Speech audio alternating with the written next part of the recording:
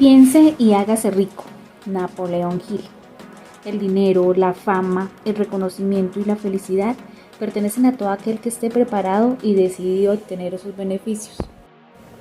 Primero, deseo. El punto inicial de todo logro, el primer paso hacia la riqueza. Cuando Edwin Barnes se bajó de ese tren de carga en Orange, Nueva Jersey, quizá parecía un vagabundo, pero sus pensamientos eran los de un rey. Mientras se dirigía desde las vías del tren hacia la oficina de Thomas Edison, su mente estaba trabajando. Se veía de pie en presencia de Edison. Se escuchaba pidiéndole a Edison la oportunidad de hacer realidad la única obsesión imperiosa de su vida, el deseo ardiente de llegar a ser socio del gran inventor. La idea de Barnes no era una esperanza, no era un anhelo, era un deseo vehemente, palpitante, que trascendía todo lo demás. Era algo definido. No era un deseo nuevo cuando se acercó a Edison, había sido un deseo dominante de Barnes durante mucho tiempo. Quizá al principio, cuando el deseo surgió en su mente por primera vez, solo era un anhelo, pero cuando Barnes se presentó ante Edison no era solo un anhelo. Varios años más tarde, Edwin Barnes volvió a presentarse ante Edison, en la misma oficina que había conocido al inventor. En esta ocasión, el deseo se había convertido en realidad. Era socio de Edison. El sueño dominante de su vida se había hecho realidad. Las personas que conocieron a Barnes después lo envidiaban por la oportunidad que la vida le había brindado. Lo veían en sus días de triunfo sin molestarse en investigar la causa de su éxito. Barnes tuvo éxito porque eligió un objetivo definido e invirtió en él toda su energía, toda su fuerza de voluntad, todos sus esfuerzos, todo lo que respaldaba esa meta. No llegó a ser socio de Edison el día que lo conoció. Se conformó con trabajar en las tareas más humildes, siempre y cuando le ofrecieran la oportunidad de dar al menos paso hacia su ansiada meta. Pasaron 5 años antes de que apareciera la oportunidad que había estado buscando. Durante todos esos años no se le presentó un rayo de esperanza, ni una promesa de que lograría su deseo. Para todos excepto para él. Barnes solo parecía una parte más del engranaje de los negocios de Edison, pero en su propia mente, él fue el socio de Edison cada minuto, desde el primer día en que empezó a trabajar ahí. Este es un ejemplo notable del poder del deseo infinito. Barnes consiguió su objetivo porque deseaba ser socio de Edison más que ninguna otra cosa. Creó un plan para alcanzar su propósito, pero quemó todas sus naves tras de sí. Se mantuvo firme en su deseo hasta que ese se convirtió en la obsesión dominante de su vida y finalmente llegó a ser un hecho. Cuando viajó a Orange, no se dijo, trataré de convencer a Edison para que me dé algún tipo de trabajo, sino, voy a ver a Edison para explicarle que he venido a hacer negocios con él. No se dijo, trabajaré ahí unos meses y si no resulta estimulante me saldré y conseguiré trabajo en otro lugar. Lo que dijo fue, empezaré en cualquier puesto, haré todo lo que Edison me pida, pero antes de terminar seré su socio. No dijo, estaré alerta ante cualquier oportunidad en caso de que no consiga lo que quiero en la organización de Edison, sino solo hay una cosa en este mundo que estoy decidido a lograr y es asociarme con Edison en sus negocios. Quemaré todas las naves tras de mí y arriesgaré todo mi futuro en mi capacidad para conseguir lo que quiero. No se planteó posibilidad alguna de dar paso atrás, tenía que triunfar o morir. En eso consiste la historia de éxito de Barnes. Hace mucho tiempo, un gran guerrero afrontó una situación que requería de él una decisión que garantizara su éxito en el campo de batalla. Estaba a punto de mandar a sus tropas contra un enemigo poderoso, cuyo ejército superaba numéricamente al suyo. Hizo que sus soldados abordaran las naves, navegó hacia el país enemigo, desembarcó a los soldados y los pertrechos, y dio la orden de quemar sus naves. Al dirigirse a sus tropas ante la primera batalla dijo, miren cómo los barcos se convierten en humo. Eso significa que no podremos dejar estas playas vivos, a menos que triunfemos. Ahora no tenemos opción, venceremos o moriremos. Vencieron. Quienes triunfan en cualquier empresa deben estar dispuestos a quemar sus naves y eliminar toda posibilidad de dar marcha atrás. Solo así pueden tener la seguridad de conservar ese estado mental que se conoce como el deseo ardiente de triunfar, que es esencial para alcanzar el éxito. La mañana después del gran incendio de Chicago, un grupo de comerciantes estaba en State Street observando los restos humeantes de lo que habían sido sus tiendas. Se reunieron para decidir si tratarían de reconstruirlas o abandonarían Chicago para volver a empezar en una sección del país que fuera más prometedora. Todos, excepto uno, llegaron a una decisión: abandonar Chicago. El comerciante que decidió quedarse y reconstruir su negocio señaló con el dedo los restos de su tienda y dijo: caballeros, en este mismo lugar construiré la tienda más grande del mundo, no importa cuántas veces pueda quemarse. Eso fue en 1871. Construyó la tienda, llegó a ser una torre, un monumento al poder de ese estado mental conocido como un deseo ardiente. La opción más fácil para Marshall Field habría sido imitar a sus colegas y hacer exactamente lo que ellos hicieron cuando se enfrentaron a dificultades. Cuando el futuro parecía funesto, partieron hacia donde la vida parecía más fácil. Preste mucha atención a la diferencia entre Marshall Field y los demás comerciantes, porque es la misma diferencia que distinguió a Edwin Barnes de los miles de jóvenes que trabajaron en la organización de Edison. Es la misma diferencia que distingue prácticamente a todos los que tienen éxito de aquellos que fracasan. Todo ser humano llega a la edad en que puede comprender el propósito del dinero. Quiere dinero. Quererlo no basta para acumular riqueza, pero desear riqueza, teniendo un estado mental que se convierte en una obsesión, y luego planificar formas y medios definidos para adquirirla y ejecutar esos planes con una persistencia que no acepte el fracaso, producirá riqueza.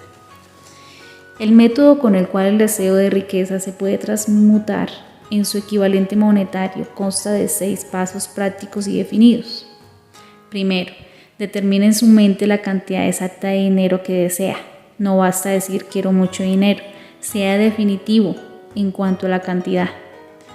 Existe una razón psicológica de esa precisión que describiremos en un capítulo posterior. Segundo, determine con exactitud lo que se propone dar a cambio por el dinero que desea. No es una realidad tal como recibir algo sin dar nada. Tercero, establezca un plazo determinado en el que se propone poseer el dinero que desea. Cuarto, cree un plan preciso para llevar a cabo su deseo y empiece de inmediato a poner el plan en acción, esté o no preparado para hacerlo. Quinto, escriba un enunciado claro y conciso de la cantidad de dinero que se propone conseguir.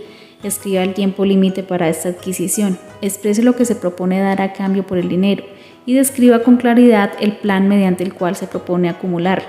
Sexto, lea en voz alta lo que escribió 2 veces al día, una antes de acostarse y otra al levantarse. Mientras lee, véase, siéntase y piense ya en posesión del dinero.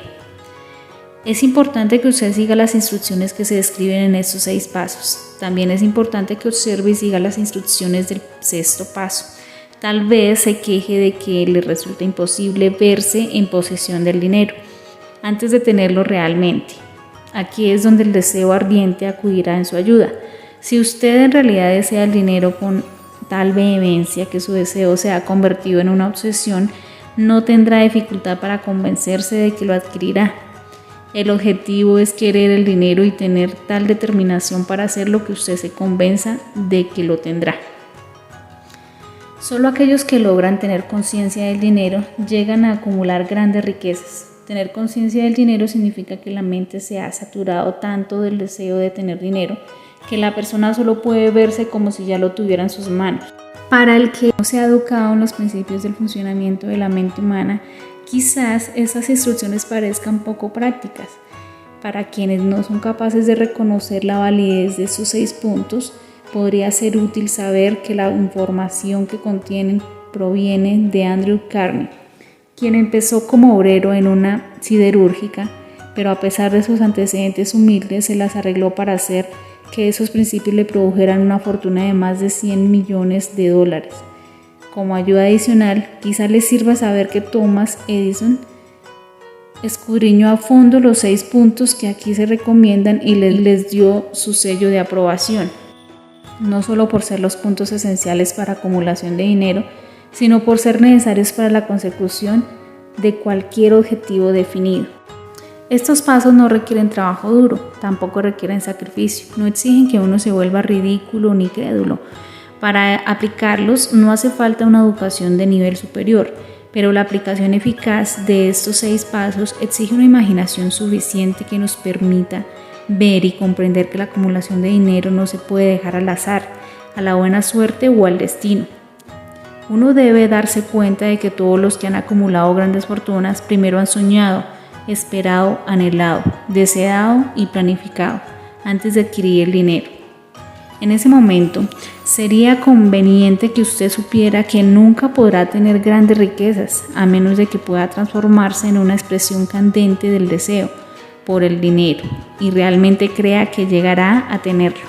También sería conveniente que supiera que todo gran líder, desde el inicio de la civilización hasta nuestros días, ha sido un soñador.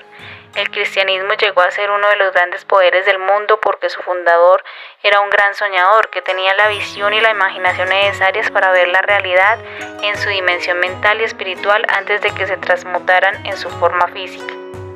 Si usted no ve grandes riquezas en su imaginación, nunca las verá en su cuenta bancaria. Nunca antes en la historia de Estados Unidos ha existido una oportunidad como la actual para los soñadores prácticos. Las penurias del reciente periodo de desequilibrio económico han obligado a muchas personas a volver a comenzar desde cero. Estamos a punto de iniciar una nueva competencia, una carrera. Están en juego grandes fortunas que se acumularán en los próximos años.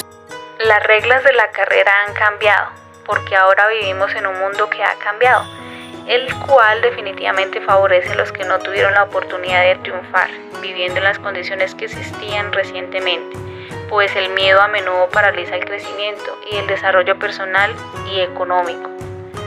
A quienes nos encontramos en esta carrera para conseguir riqueza, debe animarnos a ver que este mundo cambiante en el que vivimos exige nuevas ideas, nuevas maneras de hacer las cosas, nuevos líderes, nuevos inventos, nuevos métodos de enseñanza, nuevos métodos de mercadotecnia, nuevos libros, nueva literatura, nuevos programas en los medios de comunicación masiva, nuevas ideas para el entretenimiento. Detrás de toda esta demanda de cosas nuevas y mejores hay una cualidad que uno debe poseer para ganar, y es tener un propósito definido, saber con exactitud lo que uno quiere y un deseo ardiente de poseerlo. Hemos sido testigos de la muerte de una época y el nacimiento de otra. Este mundo que ha cambiado necesita soñadores prácticos que puedan poner sus sueños en acción y que lo harán. Los soñadores prácticamente siempre han sido y seguirán siendo quienes forjan la civilización. Los que deseamos acumular riquezas debemos recordar que los verdaderos líderes del mundo siempre han sido hombres que han sabido dominar, para su uso práctico, las fuerzas invisibles e intangibles de la oportunidad que está por surgir y han convertido esas fuerzas o impulsos de pensamiento en rascacielos, ciudades, fábricas, aviones, automóviles y todo tipo de recurso que hacen la vida más placentera. La tolerancia y la apertura mental son necesidades prácticas para el soñador actual. Quienes temen a las ideas nuevas están destinados al fracaso antes de comenzar. Nunca ha habido un momento más favorable para los pioneros que el presente. Es muy cierto que no hay tierras inexploradas para conquistar, como en la época de las carretas que exploraron el oeste americano. Pero existe un vasto mundo de negocios, un mundo financiero e industrial que hay que moldear de nuevo y darle una nueva dirección siguiendo nuevas y mejores líneas. Al plantear la adquisición de su porción de riqueza, no se deje influir por quienes menosprecien a los soñadores. Para lograr grandes ganancias en este mundo cambiante, uno debe captar el espíritu de los grandes pioneros del pasado, cuyos sueños le han dado a la civilización todo lo que tiene de valioso. Ese es el espíritu que infunde energía en cualquier país, el deseo ardiente de aprovechar al máximo la maravillosa oportunidad de que usted y yo Tenemos de desarrollar nuestros talentos y utilizarlos con provecho en un país libre. No olvidemos que Cristóbal Colón soñó con un mundo desconocido, que arriesgó la vida afirmando su existencia y lo descubrió. Copérnico, un gran astrónomo, soñó en múltiples mundos y los dio a conocer. Nadie lo denunció diciendo que no era práctico después de su triunfo. Por el contrario, el mundo lo veneró, lo que una vez más prueba que el éxito no requiere de disculpas y el fracaso no admite cortadas. Si lo que usted quiere hacer está bien y usted cree en ello, adelante, hágalo. Haga realidad sus sueños y no haga caso a lo que los demás puedan decir si usted en algún momento se topa con una derrota temporal, ya que tal vez los demás no sepan que cada fracaso lleva consigo la semilla de un éxito equivalente. Henry Ford, un hombre pobre y sin preparación académica, soñaba con un carro que no necesitara de caballos. Empezó a trabajar con las herramientas que tenía sin esperar una oportunidad que lo favoreciera. Y en la actualidad, la evidencia de su sueño le da la vuelta al mundo. Puso en marcha más ruedas que ningún hombre que haya vivido jamás, porque no tuvo miedo de apoyar sus sueños. Thomas Edison soñaba con una lámpara que funcionara con electricidad. Empezó a poner su sueño en acción y a pesar de sus más de 10.000 fracasos, mantuvo su sueño hasta que lo convirtió en una realidad física. Los soñadores prácticos no se dan por vencidos. Lincoln soñó con la libertad de los esclavos, puso en su sueño en acción y poco antes de morir fue testigo de la unión del norte y del sur, lo cual convirtió su sueño en realidad. Los hermanos Wright soñaron con una máquina voladora. Ahora podemos ver todo el mundo la evidencia de que su sueño se hizo realidad. Marconi soñó con un sistema para dominar la fuerza intangible del espectro electromagnético. La prueba de que no soñó en vano se encuentra en cada aparato de radio y televisión que hay en el mundo. Además, el sueño de Marconi colocó lado a lado a su cabaña más humilde y a la mansión más majestuosa. Ha convertido en vecinos a los habitantes de todas las naciones del mundo. Dio al presidente de Estados Unidos un medio para dirigirse a todos los habitantes del país en forma simultánea y sin aviso previo. Quizá él le interese saber que los amigos de Marconi lo pusieron bajo custodia y fue examinado en un hospital para psicópatas. Cuando anunció que había descubierto un principio mediante el cual podría enviar mensajes a través del aire, sin la ayuda de cables ni ningún otro medio físico directo de comunicación. A los soñadores de hoy en día les va mejor. El mundo se ha acostumbrado a los nuevos descubrimientos, ha mostrado estar dispuesto a recompensar a un soñador que le entregue al mundo una nueva idea. Al principio y durante cierto periodo, el mayor logro solo fue un sueño. El roble dormita en la bellota, el ave espera en el interior de un huevo, y en la visión más sublime del alma vibra un ángel. Los sueños son semillas de realidades. Pido a los soñadores del mundo que despierten, se levanten y se afirmen. Su estrella está en ascendencia a nivel mundial. La incertidumbre económica ha presentado la oportunidad que usted está esperando. A muchos les ha enseñado la humildad, la tolerancia y la apertura mental. El mundo está lleno de una abundancia de oportunidades que los soñadores del pasado jamás conocieron. Un deseo ardiente de ser y de hacer es el punto inicial desde el cual el soñador debe lanzarse. Los sueños no brotan de la indiferencia, la pereza ni la falta de ambición.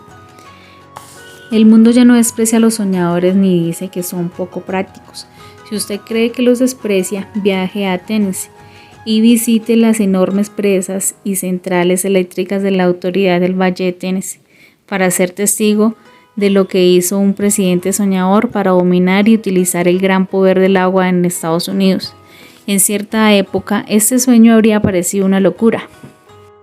Tal vez usted ha sufrido decepciones, tal vez ha tenido reveses y derrotas durante periodos económicamente difíciles. Tal vez ha sentido que algo oprima el corazón, que hay en su pecho hasta hacerlo desfallecer. Anímese, pues estas experiencias han templado el metal espiritual del que usted está hecho. Son recursos del valor incomparable. Recuerde también que todos los que tienen éxito en la vida tienen un mal comienzo y pasan por muchas dificultades desgarradoras antes de llegar. El punto decisivo en la vida de la gente de éxito suele surgir en el momento de alguna crisis, a través de la cual conocen por primera vez a su otro yo. John Bunyan escribió Pilgrim's Progress, Progreso del Peregrino, que está entre lo mejor de la literatura inglesa, después de haber estado en prisión y haber sido duramente castigado a causa de sus ideas sobre la religión. O Henry descubrió el genio que dormía en su interior después de haber conocido graves infortunios y estuvo encarcelado en Columbus, Ohio, al verse obligado a través de la desgracia a conocer a su otro yo y a usar su imaginación. Descubrió que era un gran autor y no un criminal despreciable. Los caminos de la vida son extraños y diversos, y son aún más extraños los caminos de la inteligencia infinita, en los que los seres humanos en ocasiones se ven obligados a soportar todo tipo de dificultades y tribulaciones, antes de descubrir su propia inteligencia y su capacidad para crear ideas útiles con la imaginación. Edison, el inventor y científico más grande del mundo, empezó como un operador de telégrafo errante. Fracasó en incontables ocasiones antes de descubrir el genio que vivía en el interior de su cerebro. Charles Dickens empezó pegando etiquetas en las latas de betún. La tragedia de su primer amor penetró en las profundidades de su alma para convertirlo en uno de los escritores más grandes del mundo. Esa tragedia primero produjo David Copperfield y luego una sucesión de obras que hicieron de un mundo mejor y más rico a todos los lectores de sus libros. Las desilusiones amorosas pueden hacer que muchas personas beban en exceso o caigan en la ruina. Esto ocurre porque la mayoría de las personas nunca aprende el arte de transmutar sus emociones más intensas en sueños constructivos. Helen Keller se quedó sorda y ciega después de nacer y durante años no pudo hablar. Pese a su terrible desgracia, escribió su nombre con letras indelebles en las páginas de la historia de los grandes. Toda su vida fue una demostración de que nadie está derrotado, mientras no acepte la derrota como una realidad. Robert Burns era un campesino analfabeto, sufrió pobrezas y cuando creció fue un borracho. El mundo fue mejor gracias a su vida, porque vistió con poesía hermosos pensamientos y en esa forma arrancó un espino para plantar un rosal en su lugar. Booker Washington nació en la esclavitud, con las ventajas de su raza y el color de su piel en la sociedad donde vivía. Como era tolerante y siempre en todos los temas mantuvo una actitud de apertura mental, además de ser un soñador, dejó un legado de bondad a toda la nación. Beethoven era sordo y Milton era ciego, pero sus nombres perdurarán mientras exista la civilización, porque soñaron y tradujeron sus sueños en ideas organizadas. Antes de pasar al siguiente capítulo, decida entender en su mente el fuego de la esperanza, de la fe, del valor y de la tolerancia. Una vez que alcance estos estados mentales y un conocimiento práctico de los principios que se describen en este libro, todo lo demás que necesite llegará a usted cuando esté preparado para ello. Hay una diferencia entre anhelar algo y estar preparado para recibirlo. Nadie está listo para nada hasta que no crea que se puede adquirir. El estado mental que se requiere es la convicción y no la mera esperanza o anhelo. La apertura mental es esencial para creer. La cerración mental no inspira fe, ni valor ni convicción. Recuerde que no requiere más esfuerzo para apuntar alto en la vida, para exigir abundancia y prosperidad, que el esfuerzo que se requiere para aceptar la miseria y la pobreza. Jesse Rittenhouse ha expresado acertadamente esta verdad universal en las líneas de su poema Mi salario. Negocié un penique con la vida y la vida no me dio más.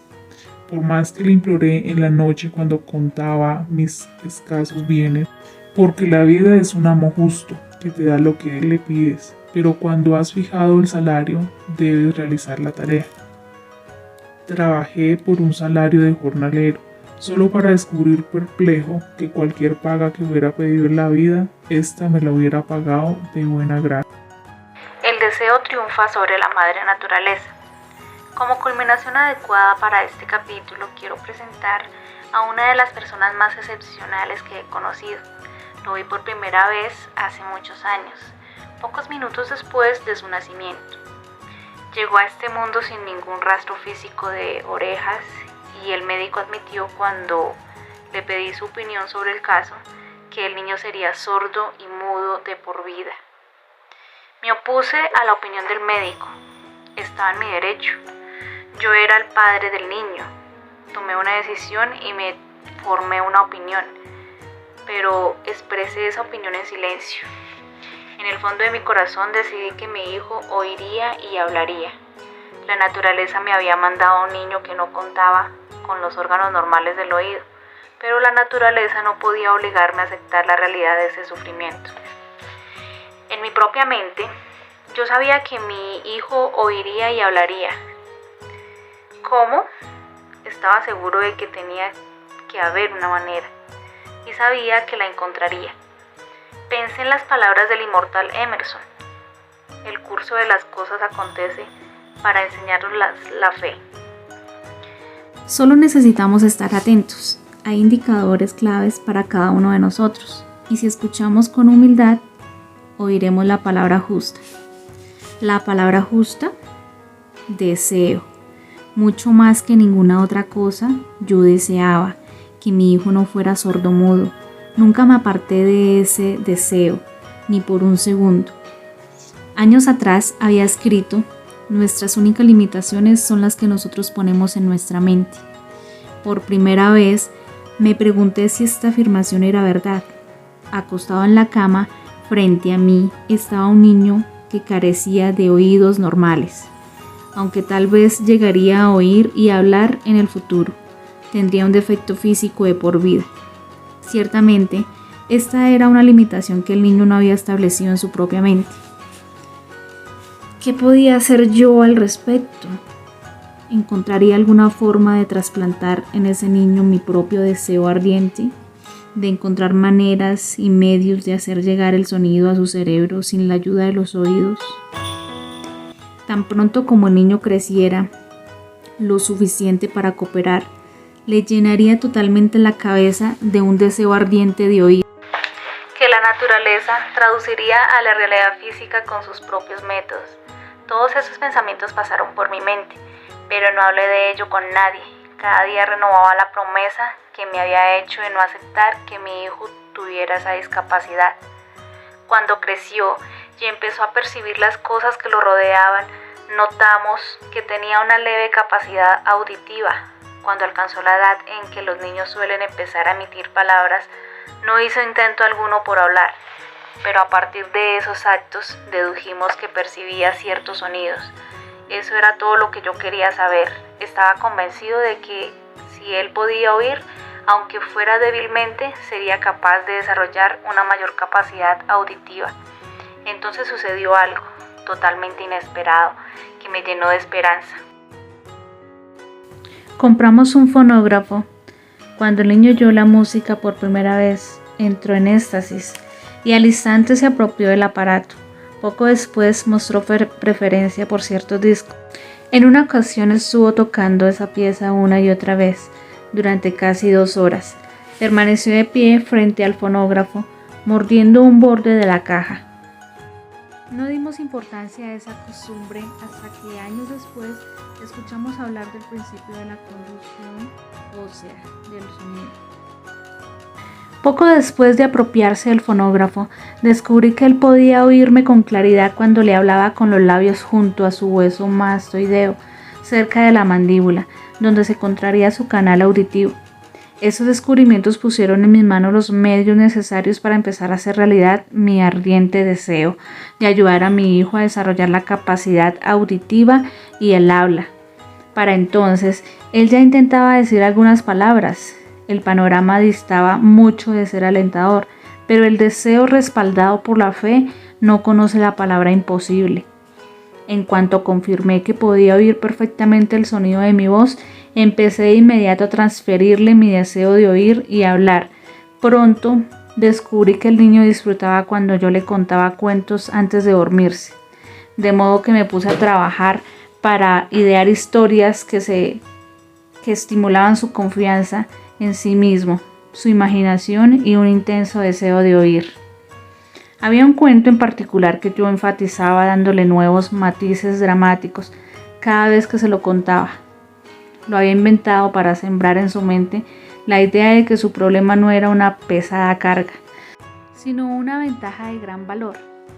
Pese al hecho de que todas las filosofías que yo había examinado indicaban con toda claridad que cualquier adversidad contiene la semilla de una ventaja equivalente, debo confesar que no tenía ni la menor idea de cómo se podía convertir esa dificultad en una ventaja. Sin embargo, continué la práctica de mezclar esa filosofía en los cuentos que le contaba a la hora de acostarse, esperando que llegara el momento en que encontrara algún plan mediante el cual su capacidad pudiera servir a algún propósito útil. La razón me decía claramente que no había una compensación adecuada a su discapacidad. El deseo, respaldado por la fe, hizo a un lado la razón y me inspiró para seguir adelante. Al analizar la experiencia en retrospectiva, ahora puedo entender que la fe que mi hijo tuvo en mí tuvo mucho que ver con los sorprendentes resultados. Él no cuestionaba nada que yo le dijera.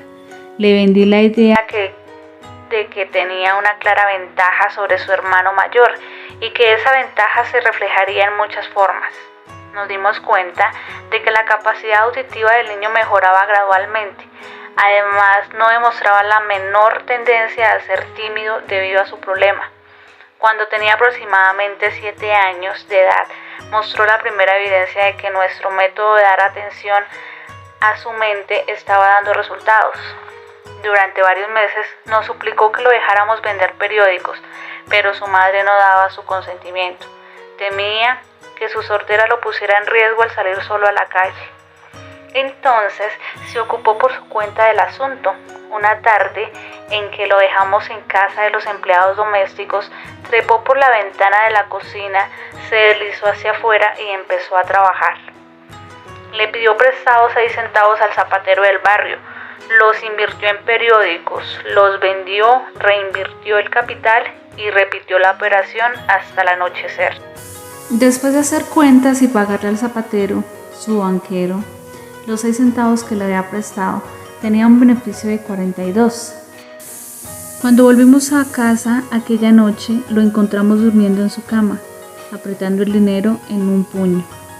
Su madre le abrió la mano, tomó las monedas y se puso a llorar. Me sorprendió. Parecía fuera de lugar que ella llorara por la primera victoria de su hijo. Mi reacción fue la inversa. Reí de buena gana porque supe que mi esfuerzo por inculcar en la mente de mi hijo una actitud de fe en sí mismo había tenido éxito. Su madre veía en su primera aventura comercial a un niño sordo que había salido a la calle y había arriesgado la vida para ganar dinero. Yo veía a un hombrecito de negocios valiente, ambicioso y lleno de confianza en sí mismo, cuyo valor intrínseco se había incrementado en 100% al negociar por su cuenta y haber ganado. La transacción me agradó porque supe que él había mostrado una riqueza de recursos que lo acompañaría toda su vida. Los acontecimientos posteriores lo acompañaron. Cuando su hermano mayor quería algo, se tiraba en el suelo, pataleaba, lloraba y pedía a gritos. Cuando el niñito sordo quería algo, hacía planes buscando la forma de ganar el dinero necesario y se compraba lo que quería. Siguió esa pauta durante su vida adulta. En realidad, mi propio hijo me enseñó que las discapacidades pueden transformarse en escalones para ascender hacia una meta valiosa, a menos de que se acepten como obstáculos y se usen como coartadas. El niñito sordo terminó la primaria, la enseñanza media superior y la universidad, sin poder escuchar lo que decían sus maestros, excepto cuando le hablaban fuerte y a corta distancia. No asistió a una escuela para sordos. Habíamos decidido que viviera una vida tan normal como fuera posible y se relacionara con otros niños que oían bien. Y persistimos en esa decisión, aunque fue motivo de muchas discusiones acaloradas con directivos escolares. Cuando estaba en la preparatoria, probó un audífono para mejorar la audición, pero no le dio resultado. Durante su última semana en la universidad sucedió algo que resultó ser el hito más importante de su vida. En lo que pareció una mera casualidad, llegó a sus manos para que lo probara. Otro audífono. Estuvo indeciso de probar el aparato debido a su desilusión con el anterior. Finalmente lo tomó y con cierto descuido se lo puso en la cabeza. Le conectó las baterías y sorpresa, como arte de magia, su deseo de toda la vida de oír normalmente se convirtió en realidad. Por primera vez en su vida oía casi tan bien como cualquier persona con audición normal. Emocionado con el mundo diferente que acababa de percibir a través de ese aparato auditivo, corrió al teléfono, llamó a su madre y oyó su voz a la perfección. Al día siguiente oyó con claridad las voces de sus profesores en clase por primera vez en su vida. Con anterioridad, él solo podía oírlos cuando le hablaban a corta distancia. Escuchó la radio, escuchó las películas en el cine. Por primera vez en su vida pudo conversar libremente con otras personas sin que fuera necesario que ellos le gritaran. De hecho, poseía un mundo diferente. Nos negamos a aceptar el error de la naturaleza y mediante un deseo persistente habíamos obligado a la naturaleza a corregir ese error recurriendo al único medio práctico que estaba a nuestro alcance. El deseo había comenzado a pagar dividendos, pero la victoria todavía no era completa. El muchacho aún tenía que encontrar una manera definida y práctica de convertir su desventaja en una ventaja. Casi sin darse cuenta de la importancia de lo que había logrado, pero embriagado de alegría por el mundo de sonidos que acababa de descubrir, escribió una carta al fabricante del audífono, relatándole su experiencia con entusiasmo. Algo en esa carta, algo que quizá no estaba escrito en ella, sino que se adivinaba entre líneas, hizo que la compañía lo invitara a Nueva York. Cuando llegó, lo llevaron a visitar la fábrica y mientras hablaba con el ingeniero en jefe y le escribía su mundo diferente, una corazonada, una idea, una inspiración, llámela como quiera, llegó como un destello a su cerebro. Ese impulso de pensamiento fue lo que transformó su dificultad en una ventaja destinada a pagar dividendos en dinero y en felicidad para miles de personas. La idea principal de ese pensamiento podría expresarse así. Se le ocurrió que él podría ser de gran ayuda para los millones de sordos que viven sin el beneficio de los audífonos, si pudiera encontrar una manera de relatarle la historia de su mundo diferente. En ese momento tomó la decisión de dedicar el resto de su vida a prestar servicios útiles a las personas con problemas de audición. Durante un mes llevó a cabo una intensa investigación en la cual analizó todo el sistema de ventas del fabricante de audífonos e ideó formas y medios de comunicarse con personas con problemas auditivos de todo el mundo, para compartir con ellos el mundo diferente que acababa de descubrir.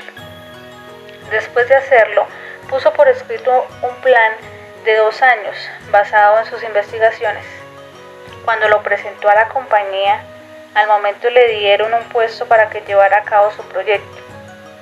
Cuando empezó a trabajar, no había soñado que estaba destinado a llevar esperanza y alivio a millares de personas que sin ayuda nunca habrían superado su sordera.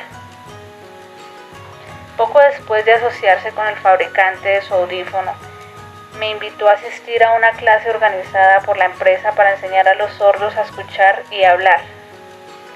Yo nunca había oído hablar de ese tipo de educación, así que visité la clase con cierto escepticismo, pero con la esperanza de que esa visita no era tiempo perdido para mí.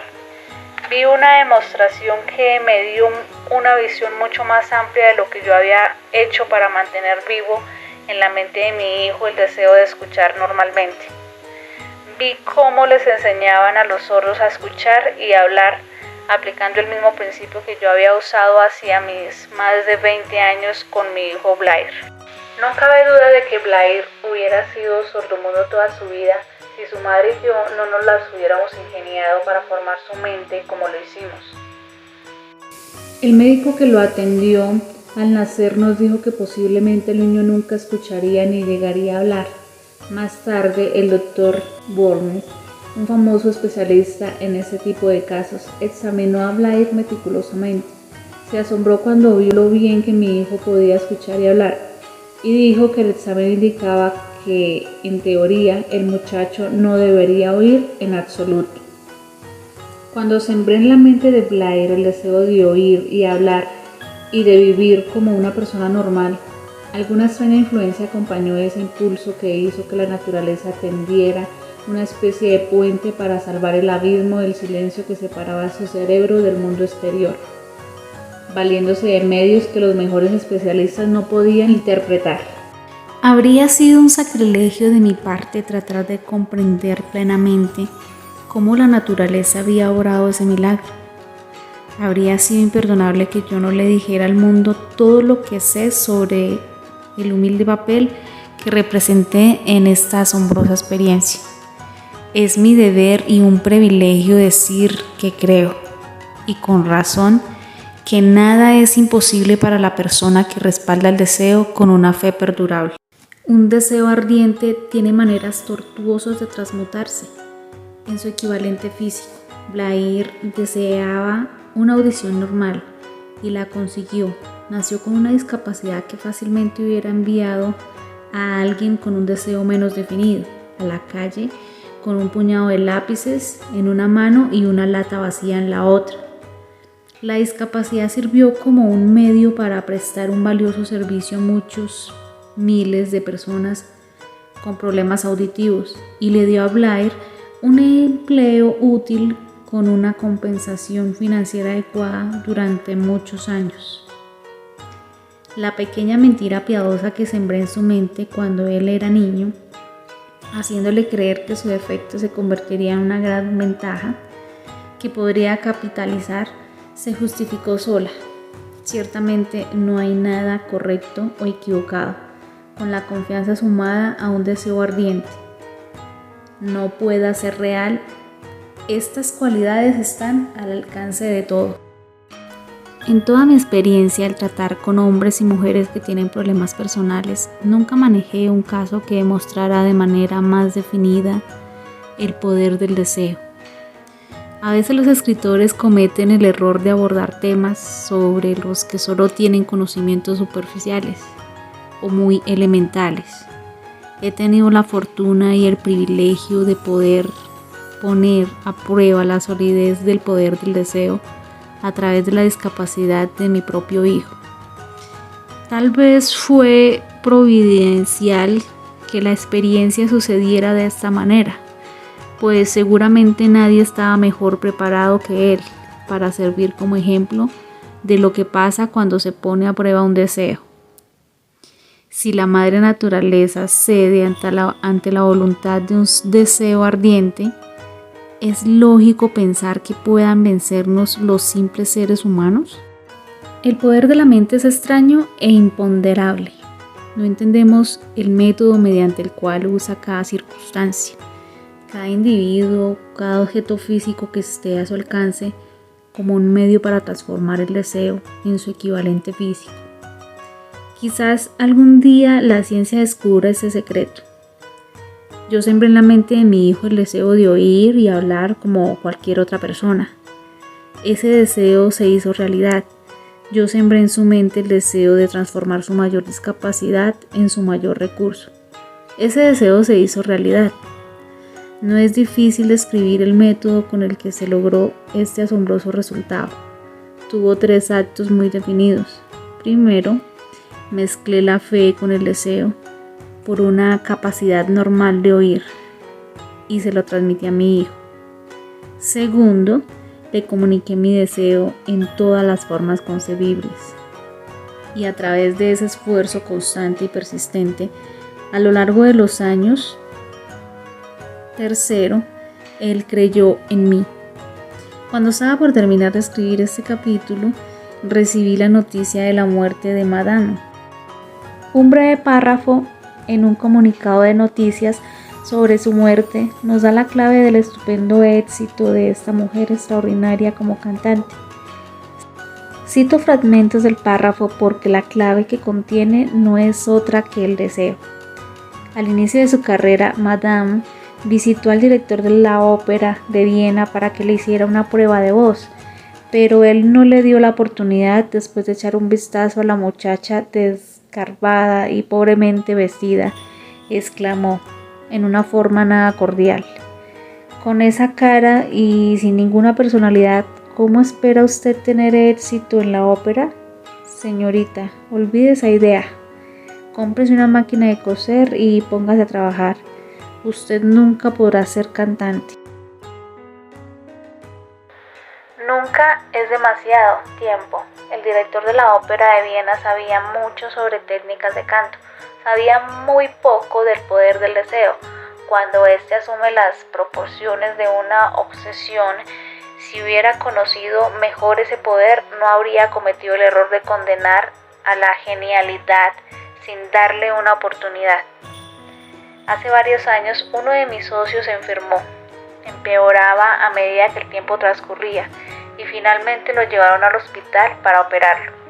Justo antes de que entrara a la sala de operaciones lo miré y me pregunté cómo una persona tan delgada y escuálida podría soportar una operación de ese tipo.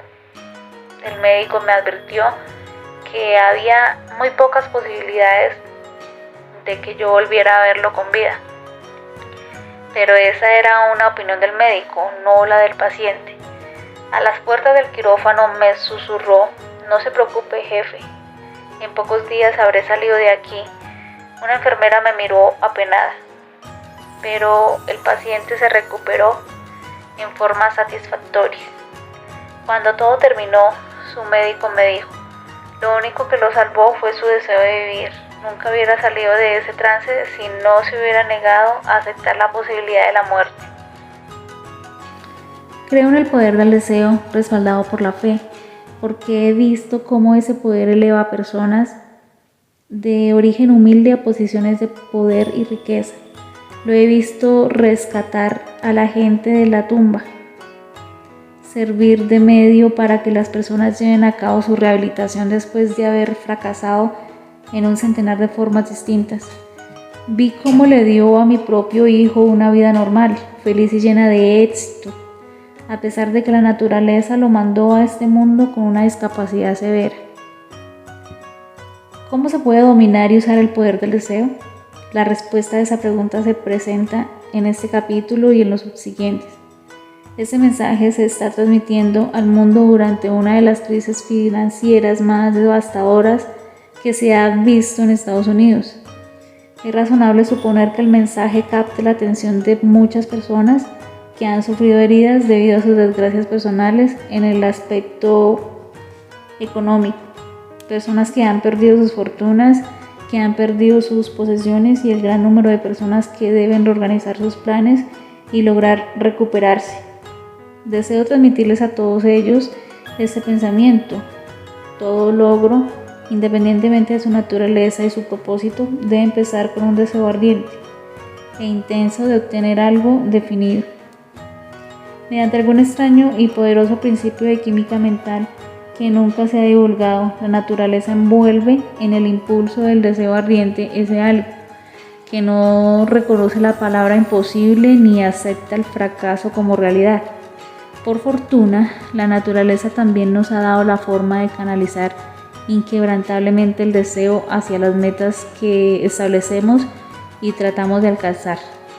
En este camino de la fe, el segundo paso hacia la riqueza. La fe es un estado mental que puede inducirse mediante la autosugestión. Segundo, fe. Visualizar y creer en el logro del deseo. El segundo paso hacia la riqueza. La fe es el elemento químico primordial de la mente. Cuando la fe se mezcla con la vibración del pensamiento, la mente subconsciente capta al instante la vibración, la traduce a su equivalente espiritual y la transmite a la inteligencia infinita, como en el caso de la plegaria. Las emociones de la fe, el amor y el sexo son las más poderosas entre las principales emociones positivas. cuando se mezclan las tres, tienen el efecto de dar color a la vibración del pensamiento, de tal manera que éste llega de inmediato al subconsciente y allí se transforma en su equivalente espiritual. La forma singular que lleva a una respuesta por parte de la inteligencia infinita, el amor y la fe son psíquicas y se relacionan con el aspecto espiritual de la humanidad. El sexo es puramente biológico y se relaciona exclusivamente con el aspecto físico. Al mezclar o combinar estas tres emociones, se produce el efecto de abrir una línea de comunicación directa entre la mente humana finita que piensa y la inteligencia infinita. ¿Cómo desarrollar la fe? Presentamos ahora una declaración que le ayudará a comprender mejor la importancia que el principio de la autosugestión asume en la transmutación del deseo en su equivalente físico o monetario. La fe es un estado mental que se puede inducir o crear mediante afirmaciones o repetidas instrucciones al subconsciente a través del principio de autosugestión. Por ejemplo, considere el propósito primordial por el cual se supone que usted está leyendo este libro. El objetivo es, por supuesto, adquirir la capacidad de transmutar el impulso intangible del pensamiento del deseo en su contraparte física, el dinero. Al llevar a cabo las instrucciones descritas en los capítulos sobre la autosugestión y el subconsciente, que se resumen en el capítulo sobre la autosugestión, puede convencer el subconsciente de que usted cree que recibirá lo que está pidiendo. La mente subconsciente actuará conforme a las creencias y se la devolverá en forma de fe, seguida de planes precisos para alcanzar eso que usted desea. Es muy difícil describir el método para desarrollar la fe, cuando todavía no existe. De hecho, es casi tan difícil como sería describirle el color rojo a un ciego que nunca ha visto colores y no tiene nada con qué comparar lo que se le describe. La fe es un estado mental que usted puede desarrollar a voluntad. Una vez que haya dominado los 13 principios que se dan en este libro, porque se trata de un estado mental que crece a través de la aplicación voluntaria de esos principios, repetir o afirmar las órdenes que usted da a su subconsciente es el único método para el desarrollo voluntario de la emoción de la fe. Quizás el concepto le quede más claro con la siguiente explicación. De la forma en que los hombres a veces se convierten en criminales, para decirlo con las palabras de un famoso criminólogo, cuando los hombres entran por primera vez en contacto con el crimen, este les repugna. Si siguen en contacto con él durante algún tiempo, se acostumbrarán y lo tolerarán. Y si permanecen en contacto con el crimen durante el tiempo suficiente, acaban por aceptarlo y se dejan influir por él. Esto equivale a decir que cualquier impulso de pensamiento que se envíe repetidamente hacia el subconsciente, al final se acepta y el subconsciente actúa de acuerdo con ese pensamiento y luego transforma ese impulso en su equivalente físico utilizando el procedimiento más práctico que tenga disponible. En relación con esto, vuelvo a considerar la afirmación de que todos los pensamientos en los que se han introducido emociones que tienen carga emocional y que se han mezclado con la fe, empiezan inmediatamente a traducirse en su equivalente físico o su contraparte. Las emociones o la porción sentimental de los pensamientos son los factores que dan a los pensamientos vitalidad y acción. Mezcladas con cualquier impulso de pensamiento, las emociones de la fe, el amor y el sexo le añaden más energía de la que tendría por sí solo a la fe. No solo los impulsos de pensamiento que se mezclan con la fe, sino también los que se mezclan con cualquiera de las emociones positivas o negativas pueden llegar al subconsciente e influir en él. A partir de esa afirmación, usted comprenderá que el subconsciente traducirá en su equivalente físico un impulso de pensamiento de naturaleza negativa o destructiva con la misma facilidad como actuaría con pensamientos de naturaleza positiva o constructiva. Esto explica el extraño fenómeno que experimentan millones de personas y que se conoce como infortunio o mala suerte. Hay millones de personas que se creen condenadas a la pobreza y al fracaso, debido a cierta fuerza extraña que creen no poder controlar. Ellos son los creadores de su propio infortunio, a causa de esta creencia negativa que su subconsciente adopta y traduce en su equivalente físico.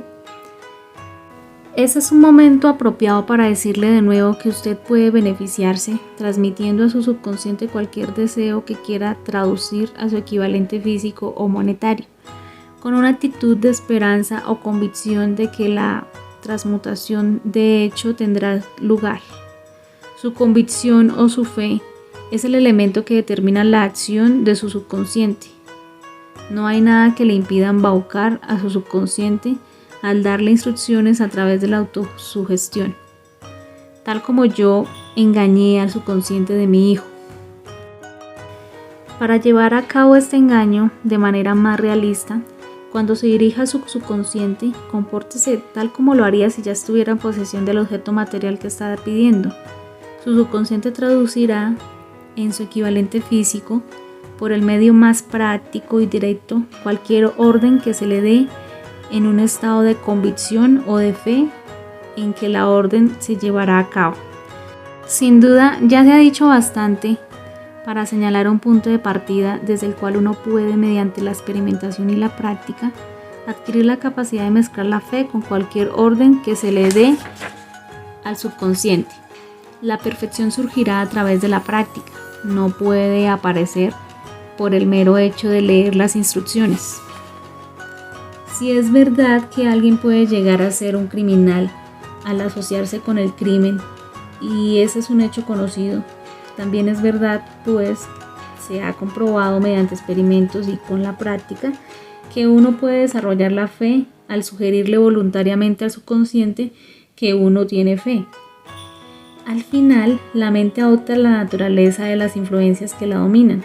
Al comprender esta verdad, usted sabrá por qué es esencial fomentar las emociones positivas como fuerzas dominantes de su mente y desalentar y eliminar las emociones negativas. Una mente dominada por emociones positivas o por una actitud mental positiva se convierte en una morada favorable para el estado mental conocido como fe. Esta mente puede darle a su consciente a voluntad instrucciones que éste aceptará y ejecutará de inmediato. La fe es un estado mental que se puede inducir mediante la autosugestión. A lo largo del tiempo, las religiones han exhortado a la humanidad a tener fe en este o aquel dogma o credo, pero no han logrado explicarle a la gente cómo tener fe. No le dijeron que la fe es un estado mental que se puede inducir mediante la autosugestión. En un lenguaje que cualquier ser humano normal podrá entender, describiremos todo lo que se sabe sobre el principio mediante el cual la fe puede desarrollarse donde todavía no existe. Tenga fe en usted, tenga fe en el infinito. Antes de empezar, quisiera recordar de que la fe es el elixir eterno que da vida, poder y acción al impulso del pensamiento. Vale la pena leer el enunciado anterior una segunda vez, una tercera y una cuarta. Vale la pena leerlo en voz alta. La fe es el punto inicial de toda acumulación de riquezas. La fe es la base de todos los milagros y de todos los misterios que no se pueden analizar con los parámetros de la ciencia. La fe es el único antídoto que se conoce contra el fracaso. La fe es el elemento, el componente químico que combinado con la plegaria nos pone en comunicación directa con la inteligencia infinita. La fe es el elemento que transforma la vibración ordinaria del pensamiento, creada por la mente finita del hombre, en su equivalente espiritual. La fe es el único agente a través del cual se puede dominar la fuerza cósmica de la inteligencia infinita, de modo que la humanidad pueda usarla. Cada una de las afirmaciones anteriores es comprobable. La prueba es simple y fácil de demostrar. Tiene una relación íntima con el principio de autosugestión. Por lo tanto, centremos la atención en el tema de la autosugestión para descubrir qué es y lo que puede alcanzar. Se sabe que uno finalmente llega a creer cualquier cosa que se repita a sí mismo, sea la afirmación verdadera o falsa. Si un hombre repite una mentira una y otra vez, con el tiempo aceptará esa mentira como algo cierto. Además, llegará a creer que es cierta. Cada uno de nosotros es lo que es a causa de los pensamientos dominantes que se repiten, que ocupen su mente. Los pensamientos con los que llenamos nuestra mente en forma deliberada, que fomentamos con entusiasmo y con los que combinamos una o más emociones, constituyen las fuerzas motivadoras que dirigen y controlan cada uno de nuestros motivos, acciones y hazañas. Este es un enunciado muy significativo respecto a la verdad. Los pensamientos que se combinan con cualquiera de los sentimientos o emociones constituyen una fuerza magnética que atrae otros pensamientos similares o relacionados. Un pensamiento que se magnetiza con la emoción de esta manera puede compararse con una semilla que cuando se siembra en terreno fértil, germina, crece y se multiplica una y otra vez, hasta que aquello que en un principio era una sola semillita se convierte en innumerables millones de semillas de la misma clase. Toda la experiencia humana y todo el pensamiento humano se dan en un entorno, en un universo que está saturado con energía que se irradia y con señales desde la gravedad hasta el magnetismo, desde los rayos cósmicos hasta los rayos X, los rayos infrarrojos, la luz visible, las ondas sonoras, el radar, las ondas cortas, las señales de radio y televisión. Vivimos en un mundo constantemente bombardeado con vibraciones de energía, ya sea que la percibamos directamente o solo podamos percibir una parte de ella. Los impulsos del pensamiento también son vibraciones de energía que se transmiten de una manera profundamente misteriosa, que todavía no hemos logrado comprender, como corrientes eléctricas y químicas en las células cerebrales. Aunque todavía no comprendemos ese proceso y no podemos describirlo desde el punto de vista científico, es obvio que los impulsos del pensamiento, como la radiación electromagnética, de alguna manera existen, como parecen indicarlo claramente algunos experimentos en el campo de la percepción extrasensorial. La experiencia humana con el cosmos está llena de vibraciones o influencias, tanto destructivas como constructivas. Se caracteriza en todo momento por vibraciones de miedo, de pobreza, de enfermedad, de fracaso, de tristeza y por vibraciones de prosperidad, salud, éxito y felicidad, de la misma forma en que la atmósfera lleva en sí los sonidos de cientos de interpretaciones musicales y cientos de voces humanas que conservan su individualidad y los medios para identificarlas mediante las transmisiones de radio y televisión. Volvamos ahora al punto inicial, para saber cómo se puede sembrar en la mente la semilla original de una idea, de un plan o de un propósito. Esa información se transmite con facilidad. Cualquier idea, plan o propósito se puede injertar en la mente mediante la repetición del pensamiento. Por eso se le pide que ponga por escrito un planteamiento de su propósito principal u objetivo primordial y preciso. Lo memorice y lo repita en voz alta todos los días, hasta que las vibraciones auditivas hayan llegado a su subconsciente. Somos lo que somos debido a las vibraciones de pensamientos que tomamos y registramos a través de los estímulos presentes en nuestro entorno cotidiano. Decide hacer a un lado las influencias de cualquier ambiente desfavorable en el que haya crecido o en que se encuentre en ese momento y construir su propia vida a la medida. al hacer un inventario de sus recursos y capacidades mentales, descubrirá que su mayor debilidad es su falta de confianza en sí mismo. Esa desventaja puede superarse y la timidez puede transformarse en valentía. Con la ayuda que proporciona el principio de autosugestión, ese principio puede aplicarse expresando por escrito los impulsos de pensamiento positivo, memorizándolos y repitiéndolos hasta que lleguen a formar parte del instrumental del que disponga la facultad inconsciente de su mente.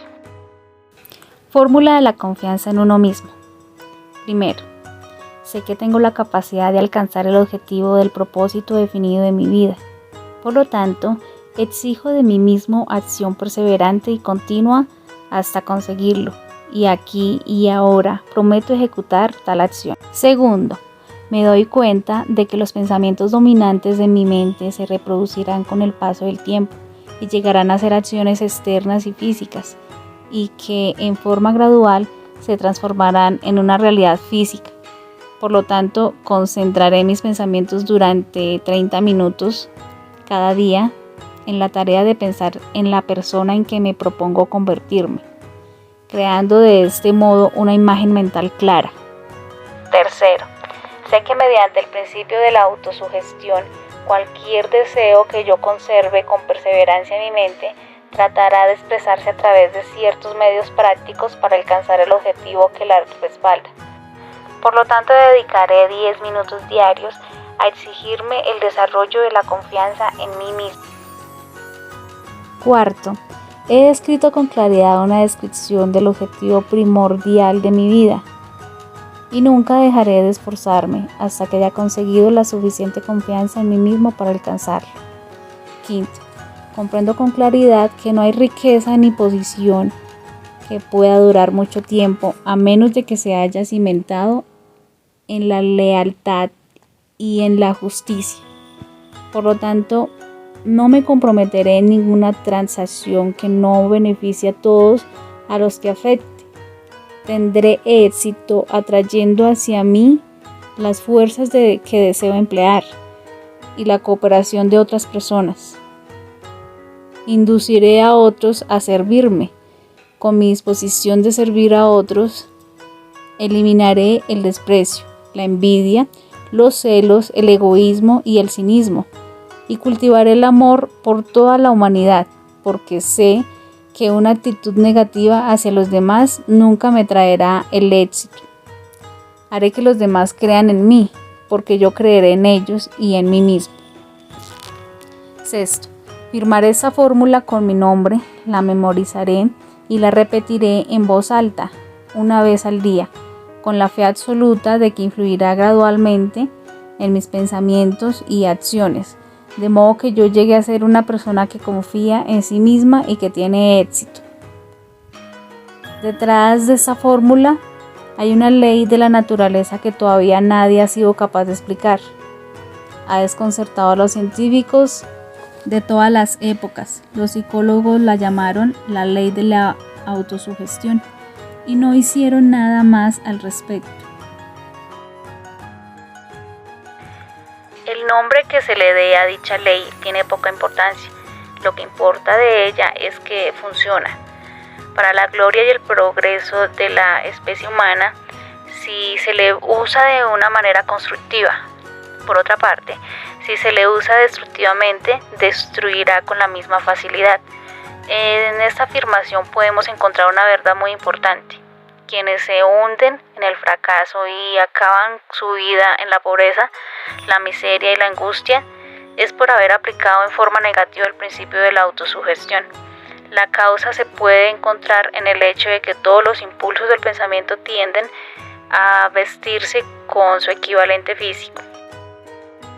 El subconsciente, el laboratorio químico en el que se combinan todos los impulsos del pensamiento y se les prepara para transformarse en realidades físicas, no distingue entre impulsos de pensamiento constructivos o destructivos.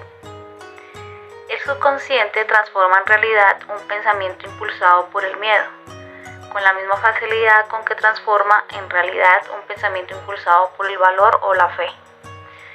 Las páginas de la historia de la medicina contienen muchos ejemplos de casos de suicidio por sugestión. Una persona puede suicidarse a causa de una sugestión negativa, al igual que utilizando otros medios. En una ciudad de la zona media occidental de Estados Unidos, un hombre llamado Joseph Grant, funcionario de un banco, tomó prestada una gran suma de dinero del banco sin el consentimiento de los directivos. Perdió el dinero en juegos de azar. Una tarde, un inspector bancario llegó al banco y descubrió el desfalco. Grant salió del banco, ocupó una habitación en un hotel de la localidad y cuando lo encontraron después de 3 días, estaba tirado en la cama gimiendo y llorando. Repetía sin cesar estas palabras: Dios mío, esto me va a matar. No puedo soportar esta desgracia. Murió poco después. Los médicos determinaron que la causa de la muerte era suicidio mental. Así como la electricidad hace girar las ruedas de la industria y presta servicios útiles si la emplea correctamente, o acaba con la vida si se hace mal uso de ella. Así, la ley de la autosugestión nos conducirá a la paz y la prosperidad, o nos arrastrará hacia el valle de la miseria. El fracaso y la muerte, de acuerdo con el grado en que la comprendamos y la apliquemos. Si uno se llena la cabeza de miedos, dudas y desconfianza, en su capacidad para conectarse con la fuerza de la inteligencia infinita y hacer uso de ella, la ley de la autosugestión adoptará ese espíritu de desconfianza y lo usará como la pauta, ejemplo o modelo con que el subconsciente traducirá estas cosas en su equivalente físico. Este enunciado es tan verdadero como el enunciado de que 2 más 2 son 4. Así como el viento arrastra una nave hacia el este y otra hacia el oeste, la ley de la autosugestión lo elevará o lo hundirá, de acuerdo con la manera en que usted oriente las velas de la nave de su pensamiento. La ley de la autosugestión, que puede elevar a cualquier persona a niveles asombrosos de realización, queda bien explicada en el siguiente verso. Si piensas que estás vencido, lo estás. Si piensas que no te atreves, no te atreves. Si te gusta ganar pero piensas que no puedes, es casi seguro que no ganarás. Si piensas que perderás, estás perdido. Pues el mundo nos enseña que el éxito empieza en la voluntad del hombre. Todo está en el estado de ánimo. Si piensas que eres superior, lo eres. Debes pensar en las alturas para ascender. Debes estar seguro de ti mismo antes de ganar ningún premio. Las batallas de la vida no siempre favorecen al hombre más fuerte o al más rápido, pero tarde o temprano el hombre que triunfa es el que piensa que puede triunfar. Observe las palabras que se han destacado y captará el profundo significado que expresa el poeta. En algún rincón de su carácter, quizás en las células de su cerebro, está latente, dormida, la semilla de la realización que, si germinara y se pusiera en acción, lo elevaría a niveles que tal vez usted nunca soñó alcanzar. Así como un virtuoso puede arrancar las melodías más hermosas de las cuerdas de su violín, usted puede despertar al genio que yace dormido en su mente y hacer que lo impulse a las alturas hacia cualquier objetivo que desee alcanzar. Abraham Lincoln fue un fracasado en todo lo que intentó, hasta después de los 40 años. Fue un don nadie, oriundo de ninguna parte, hasta que llegó a su vida una gran experiencia y despertó el genio dormido que había en su corazón y en su cerebro. Darle al mundo uno de esos hombres realmente grandes. Esa experiencia se combinó con las emociones del pesar y el amor. Vivió esa experiencia gracias a Anne Ruth, la única mujer a quien realmente amó. Se sabe que la emoción del amor está ligada al estado del ánimo conocido como fe, ya que el amor se acerca mucho a transformar los impulsos del pensamiento en su equivalente espiritual. Durante los largos años que dediqué a la investigación, descubrí a partir del análisis de la vida, la obra y las realizaciones de centenares de hombres en posiciones destacadas, que detrás de cada uno de ellos estaba la influencia del amor de una mujer. Si usted quiere pruebas del poder de la fe, examine los logros de los hombres y mujeres que la han utilizado. Jesús de Nazaret encabeza la lista. El cristianismo es una de las fuerzas más potentes que han ejercido influencia en la mente de las personas. La base del cristianismo es la fe, independientemente de cuántas personas hayan falseado o malinterpretado el significado de la gran fuerza. Y con independencia de cuántos dogmas y credos se hayan creado en su nombre, pero que en realidad no reflejan sus principios. La esencia de las enseñanzas y de los logros de Cristo, que pueden haberse interpretado como milagros, no fueron otra cosa que fe. Si existen los fenómenos conocidos como milagros, se producen solo a través del estado mental conocido como la fe. Algunos maestros de religión y muchos que se consideran cristianos no entienden la fe ni la practican. La fe es la piedra angular de toda gran religión. El salmista del Antiguo Testamento escribió: que amen al Señor todos los santos, pues el Señor preserva a los fieles y recompensa con generosidad a quienes actúan con orgullo. El apóstol Lucas nos dice: Esteban, lleno de fe y de poder, hizo grandes maravillas y milagros entre la gente. Y Marcos nos relata que cuando Jesús curó a una mujer le dijo: hija, tu fe te ha sanado, vete en paz. En el Corán, el profeta nos dice: el Señor guiará por su fe a los que creen y hacen el bien. Brotarán a sus pies ríos en jardines de dicha. En las Analectas de Confucio, el maestro dice: considera que la fidelidad y la sinceridad son los principios primordiales y acércate continuamente al bien. Ese es el camino para exaltar las virtudes. En el Bhagavad encontramos la fe de cada persona va de acuerdo con su propia naturaleza. A una persona se le conoce por su fe. Uno puede llegar a hacer lo que quiera si constantemente contempla con fe el objeto de su deseo. Y también el que tiene fe y es sincero, el que tiene dominio sobre los sentidos, adquiere conocimiento. Habiendo adquirido conocimiento, de inmediato alcanza la paz suprema. Pero el ignorante que no tiene fe y está inmerso en la duda, parece para el que duda no existe este mundo, ni el mundo del más allá, ni la felicidad. Consideremos el poder de la fe como la mostró Mahatma Gandhi de la India, que dijo a sus seguidores: sean el cambio que desean ver en el mundo. Este hombre es uno de los ejemplos más sorprendentes de las posibilidades de la fe que haya conocido el mundo civilizado. Gandhi ostentó más poder potencial que ningún otro de sus contemporáneos, a pesar del hecho de que no contaba con ninguna de las herramientas usuales del poder, como dinero, barcos de guerra, soldados ni material bélico. Gandhi no tenía dinero ni casa, no tenía un hogar, ni siquiera tenía ropa, pero tenía poder. ¿Cómo lo obtuvo?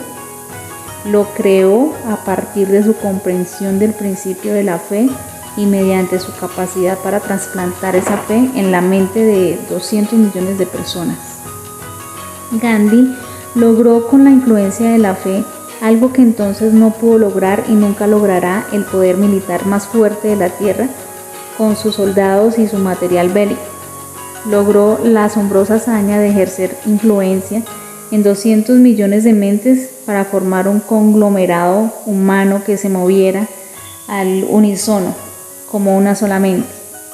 ¿Qué otra fuerza de este mundo aparte de la fe puede lograr tanto? Llegará el día en que los empleados, al igual que los patrones, descubrirán las posibilidades de la fe. Ese día está a punto de llegar. Durante la reciente crisis financiera a nivel mundial, el mundo entero ha tenido amplias oportunidades de ser testigo de lo que la falta de fe le puede hacer a un negocio. Es cierto que la civilización ha producido suficientes seres humanos inteligentes que son capaces de utilizar esta gran lección que se le ha enseñado al mundo. En este periodo de dificultades, el mundo tuvo abundantes evidencias de que el miedo generalizado puede paralizar los engranajes de la industria y de los negocios. A partir de esta experiencia, surgirán líderes en las empresas y en las industrias que aprovecharán el ejemplo de Gandhi que le dio al mundo y aplicarán a los negocios las mismas tácticas que él usó para llegar a tener el mayor número de seguidores que la historia ha conocido. Estos líderes vendrán de las filas de los desconocidos, que hasta ahora trabajan en las plantas de acero, en las minas de carbón, en las fábricas y en los pueblos y ciudades del país.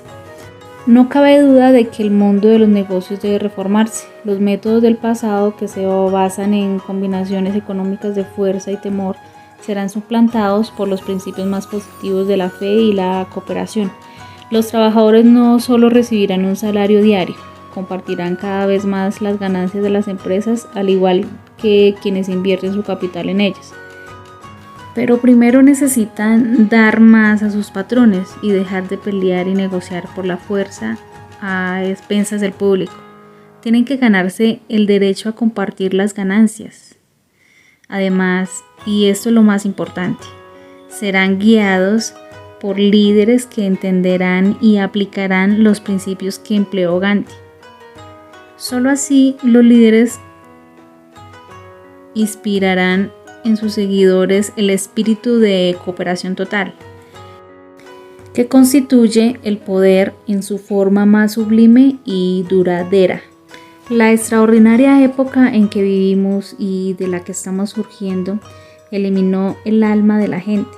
Los líderes controlaban a los trabajadores como si fueran piezas de fría maquinaria. Los empleados los obligaron a hacerlo, pues buscaban acuerdos para recibir algo sin hacer nada, lo que dañaba a todos los involucrados. El lema del futuro será felicidad y tranquilidad humana. Y cuando se alcance esta actitud mental, la producción será más eficaz que nada que se haya logrado antes, porque los trabajadores no mezclaban ni podían mezclar la fe y los intereses individuales con su trabajo. Debido a la necesidad de la fe y la cooperación en el funcionamiento de los negocios y de la industria, será muy interesante como provechoso analizar un suceso que nos proporciona un excelente ejemplo del método que utilizan los industriales y los hombres de negocios para acumular grandes fortunas, el método de dar antes de intentar obtener. El suceso elegido data de principios del siglo XX. Al leer la historia, tenga presente estos hechos fundamentales y comprenderá cómo las ideas se han convertido en grandes fortunas.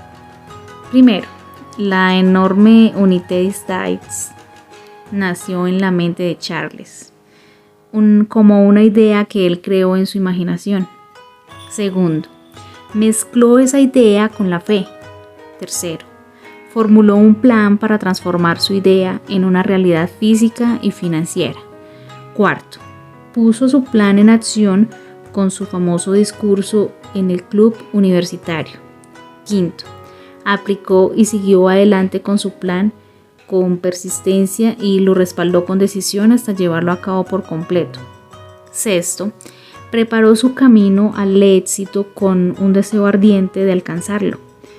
Si ustedes de los que a menudo se han preguntado cómo se han acumulado las grandes fortunas en la historia de la creación de la Unité d'Estates, le resultará esclarecedora si tiene alguna duda de que los hombres pueden pensar y hacerse ricos. Esta historia disipará esa duda, porque usted podrá ver con claridad en la historia de la Unité la aplicación de una porción importante de los 13 pasos hacia la riqueza que se describen en este libro. John Lowell escribió de forma espectacular este asombroso relato sobre el poder de una idea en el New York World Telegram y la transcribimos con su autorización. Un hermoso discurso de sobremesa por $1.000 millones.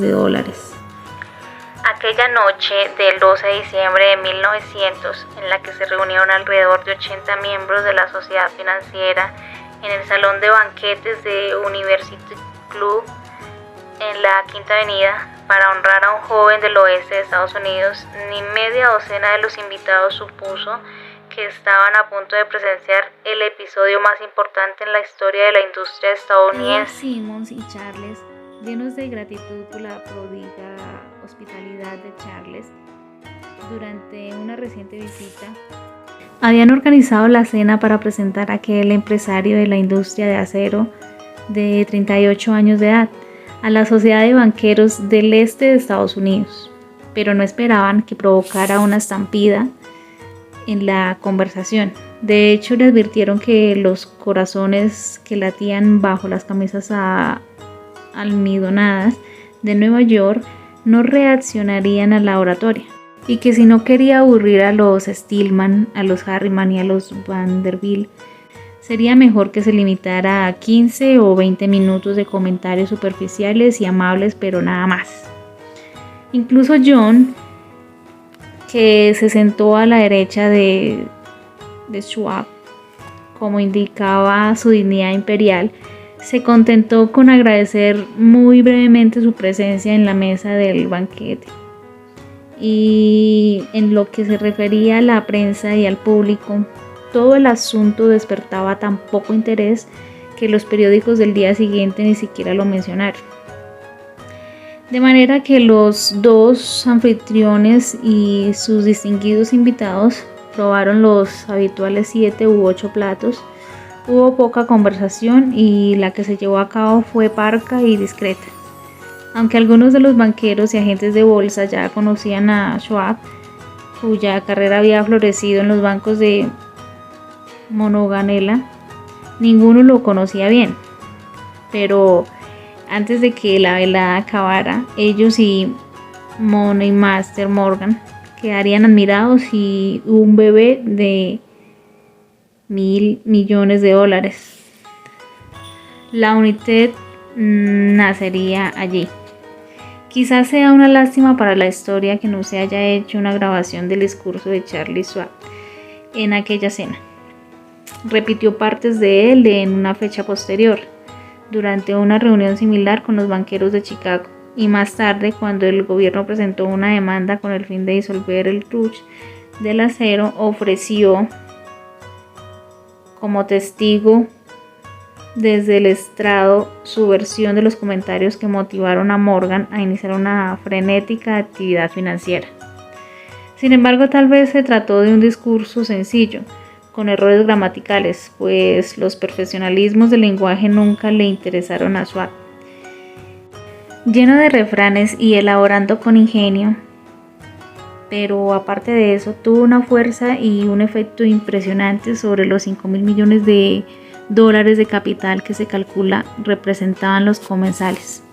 Cuando terminó y la reunión todavía vibraba bajo el hechizo de sus palabras, aunque Schwab había hablado durante 90 minutos, Morgan condujo al orador a una ventana apartada, donde balanceando las piernas en un alto e incómodo asiento, conversaron durante 1 hora más. La magia de la personalidad de Schwab se había puesto en acción con toda su potencia, pero lo más importante y perdurable fue el programa detallado y explícito que presentó para el engrandecimiento de la Steel Corporation. Muchos otros hombres habían tratado de interesar a Morgan en montar juntos un truce de acero basándose en una combinación de empresas dedicadas a la comercialización de productos como pasteles, cables y flejes, azúcar, goma, whisky, aceite o goma de mascar. John Gates, el apostador, lo había urgido de hacerlo, pero Morgan no había confiado en él. Los hermanos Moore, Bill y Jean, mayoristas de Chicago, que habían fusionado una fábrica de fósforos y una corporación de galletitas, habían tratado de convencerlo, fracasando en su intento.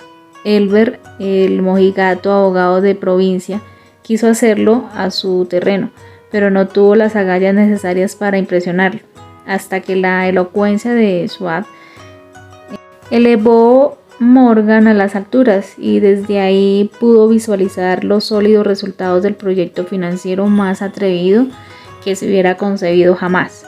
Consideró que la idea era un delirante sueño de ingenuos especuladores. El magnetismo financiero que en la pasada generación empezó a atraer miles de compañías pequeñas y a veces ineficazmente dirigidas a combinaciones más grandes y competitivas, se había vuelto operativo en el mundo del acero, gracias a las estrategias de aquel jovial pirata de los negocios, John Gates, quien ya había formado la American Steel con una cadena de pequeñas empresas y junto con Morgan había creado la Federal Steel, la National Tube y la American Brick. Eran otras dos empresas de Morgan y los hermanos Moore. Habían dejado los negocios de los cerillos y las galletas para formar el grupo americano integrado por Tinplate Steel y la National Steel Company. Pero al lado del gigantesco trust vertical de Andrew, respaldado por sus 53 accionistas, esas otras combinaciones resultaban insignificantes, podían combinarse como mejor les pareciera, pero ni todas juntas harían mella en la organización de Carnegie, y Morgan lo sabía. El excéntrico viejo escocés también lo sabía. Desde las majestuosas alturas del Esquivo había visto primero divertido y luego con resentimiento los intentos de las pequeñas compañías de Morgan por entremeterse en sus negocios. Cuando esos intentos se tornaron demasiado osados, el mal genio de Carnegie se convirtió en ira y en deseos de venganza. Decidió duplicar cada fábrica suya por cada fábrica que tuvieran sus rivales. Hasta entonces no había tenido interés en cables, tubos, flejes ni planchas. Se contentaba con venderle el acero en bruto a esas compañías y dejaba que le dieran la forma que quisieran. Ahora, con Schwartz como jefe y como un lugarteniente capaz, planeaba poner a sus enemigos contra la pared. Así fue como Morgan vio la solución a su problema de combinaciones en el discurso de Charles. El gigante no sería un truce, sino un pastel de ciruelas sin ciruelas, como había dicho un escritor. El discurso de Schwartz aquella noche del 12 de diciembre de 1900 sin duda aportó la sugerencia, pero no la promesa, de que el vasto imperio Carnegie podía llegar a estar bajo la sombra de Morgan.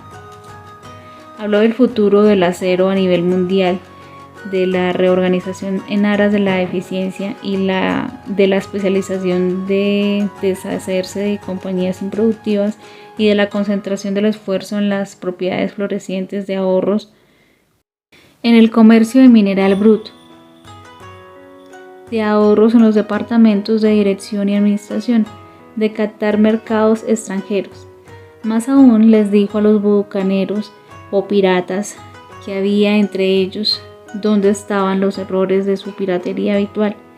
Él suponía que sus propósitos habían sido crear monopolios, aumentar precios y recibir dividendos altísimos que superaran todo privilegio con su estilo campechano. Schwartz condenó ese sistema, dijo a su auditorio que la falta de visión de semejante política brotaba del hecho de que restringía el mercado en un momento en que todo pugnaba por la expansión, abaratando el costo del acero. Explicó, se crearía un mercado expansivo, se idearían más usos para el acero y se captaría una parte considerable del mundo de la industria. En realidad, aunque él no lo sabía, Schwartz fue un apóstol de la moderna fabricación en serie. Así acabó la cena en el University Club. Morgan se fue a casa para pensar en las predicciones del progreso que había hecho Schwartz. Schwartz regresó a Pittsburgh a dirigir el negocio siderúrgico para Andrew Carnegie, mientras que Gary y todos los demás volvían a sus teletipos para especular, anticipándose al próximo movimiento. No tardó mucho en suceder. A Morgan le llevó más o menos una semana a digerir el festín de razonamientos que Schwartz le había presentado. Cuando se aseguró de que no iba a sufrir una indigestión financiera, llamó a Schwab y se encontró con un hombre bastante desconfiado, al señor Carnegie. Le dijo Schwab: quizá no le agrade mucho descubrir que el presidente de su conglomerado de empresas había estado coqueteando con el empresario de Wall Street, el sector de la ciudad que Carnegie había resuelto no volver a pisar jamás. Entonces John Gates, que hacía de intercambiario entre Morgan y Schwab, sugirió que si Schwab casualmente estuviera de paso por el Hotel Bellevue de Filadelfia, Morgan podría coincidir con el mismo sitio. Sin embargo, cuando Schwab llegó, Morgan estaba enfermo en su casa de Nueva York y gracias a la invitación insistente del hombre mayor, Schwab viajó a Nueva York y se presentó ante la puerta de la biblioteca del financiero. En la actualidad, ciertos historiadores en el campo de la economía han expresado la sospecha de que Andrew Carnegie planificó esa historia de principio a fin, que la cena en honor de Schwab, el célebre discurso, la reunión del domingo por la noche entre Schwab y el rey del dinero, fueron sucesos que el sagaz escocés había preparado de antemano. La verdad es que todo lo contrario. Cuando se citó a Schwab para cerrar el trato, él ni siquiera sabía si el jefecito, como llamaban a Andrew, prestaría atención a una oferta de vender, en particular a un grupo de hombres a quienes Andrew consideraba dotados de algo que no era precisamente santidad. Pero Schwab acudió a la reunión con 6 hojas escritas de su puño y letra, llenas de datos que según él representaban el valor físico y el potencial de rendimiento de cada compañía metalúrgica que él consideraba una estrella esencial en el nuevo firmamento del metal. 4 hombres evaluaron esas cifras durante toda la noche. El principal supuesto era Morgan, firme en su creencia en el derecho divino del dinero. Con él estaba Robert Bacon, su socio aristócrata, que era un erudito y un caballero. El tercero era John Gates, a quien Morgan tachaba de apostador y a quien utilizaba como herramienta. El cuarto era Schwab, que sabía más sobre el proceso de elaborar y vender acero que cualquier grupo de hombres de su época. A lo largo de aquella reunión jamás se cuestionaron las cifras del hombre de Pittsburgh. Si él decía que una compañía valía tanto, eso valía, y punto. También insistió en incluir en la combinación solo a empresas que él tenía nominadas. Había concebido una corporación donde nada se duplicaría, donde ni siquiera quedara lugar para satisfacer la codicia de amigos que deseaban descargar sus compañías sobre los anchos hombros de Morgan. Por consiguiente, dejó fuera a varias empresas grandes que los Waldus y los Camperter de Wall Street miraban con ojos codiciosos. Al amanecer, Morgan se levantó y se desperezó. Solo quedaba un asunto pendiente. ¿Cree usted que puede persuadir a Andrew Carnegie para que venda?, preguntó. Puedo intentarlo, respondió Schwab. Si usted logra que él venda, me encargaré de todo este asunto, aseguró Morgan. Hasta ahí todo iba bien, pero ¿vendería Carnegie? ¿Cuánto pediría? Schwab pensaba que pediría unos $320 millones. ¿Cómo se efectuaría el pago? ¿En acciones ordinarias o preferentes? ¿En bonos?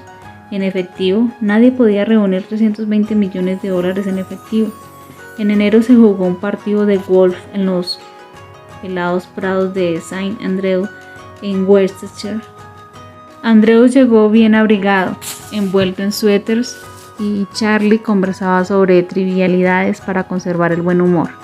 Pero no se pronunció una palabra sobre negocios hasta que esos hombres se sentaron en la cálida sala de la cabaña que Carnegie tenía cerca de allí. Entonces, con el mismo poder de convicción con que habían hipnotizado a 80 millonarios en el University Club, Schwab dejó caer rutilantes promesas de retiro y comodidad de los incontables millones que servirían para satisfacer los caprichos sociales del viejo escocés. Carnegie estuvo de acuerdo, escribió algo en un trozo de papel y dijo: muy bien, venderemos por ese precio. La cifra ascendía a unos $400 millones y se llegó a ella a partir de los 320 millones que Schwab había previsto como precio básico, añadiéndole 80 millones para recuperar el incremento del valor sobre el capital durante los últimos 2 años. Más tarde, En la cubierta de un transatlántico, el escocés le decía arrepentido a Morgan: ojalá le hubiera pedido 100 millones más. Si me los hubieras pedido, te los hubiera dado, le respondió Morgan alegremente. Hubo cierto alboroto. Por supuesto, un corresponsal británico envió un cable diciendo que el mundo de acero extranjero estaba aterrado ante la gigantesca corporación. El presidente Hadley de Yale declaró que a menos de que se regularan los trusts, el país tendría un emperador en Washington durante los próximos 25 años. Pero Kennedy, una vez la gente de la bolsa de valores se puso a trabajar e impulsó tan vigorosamente las nuevas acciones hacia el público que todo el exceso de liquidez, que según algunos representaba cerca de 600 millones de dólares, se absorbió en un abrir y cerrar de ojos. De manera que Carnegie obtuvo sus millones. El sindicato de Morgan consiguió 62 millones por todos sus problemas, y todos los muchachos desde Gates hasta Gary también ganaron sus millones. Schwab, de 38 años de edad, obtuvo su recompensa. Fue nombrado presidente de la nueva corporación y siguió en ese puesto hasta 1930. Esta dramática historia que usted acaba de leer se incluyó en este libro porque es un ejemplo perfecto del método por el cual el deseo puede transmutarse en su equivalente físico. Imagino que algunos lectores dudarán de la declaración de que un simple deseo intangible puede convertirse en su equivalente físico. Indudablemente algunos dirán: no es posible convertir la nada en algo. La respuesta es la historia de United Stainless Steel.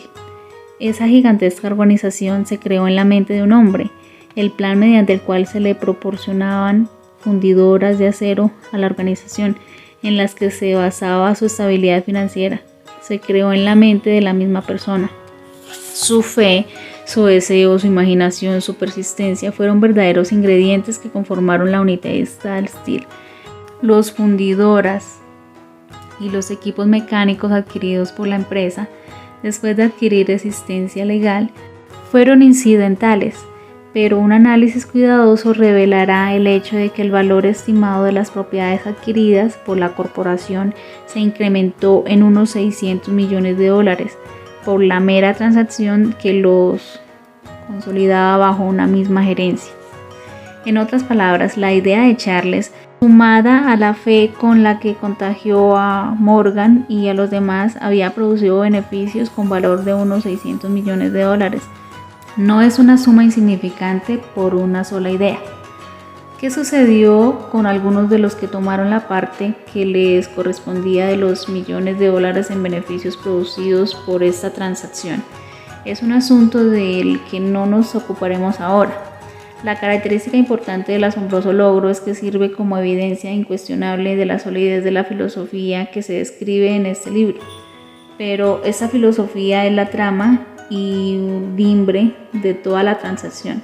Más aún, la funcionalidad de la filosofía quedó establecida por el hecho de que United prosperó hasta convertirse en una de las empresas más ricas y poderosas de Estados Unidos, dando empleo a miles de personas, desarrollando nuevas aplicaciones para el acero y abriendo nuevos mercados, demostrando de ese modo que los 600 millones de beneficios que la idea de Schwab produjo se ganaron a pulso. La riqueza empieza a partir de un pensamiento. La cantidad solo la limita la persona en cuya mente se pone el movimiento. Ese pensamiento, la fe, elimina las limitaciones. Cuando usted esté preparado para negociar con la vida lo que usted desee, recuerde, usted es el que pone el precio para obtener lo que quiere. Recuerde también que el hombre que creó la United prácticamente era un desconocido en aquel tiempo, simplemente era un asistente de Andrew, hasta que se originó su famosa idea. Después de eso, ascendió con rapidez a una posición de poder, fama y riquezas, y ascendió como todas las personas de grandes logros en las alas de la fe, que puede crearse con una fuerza poderosa conocida como la autosugestión.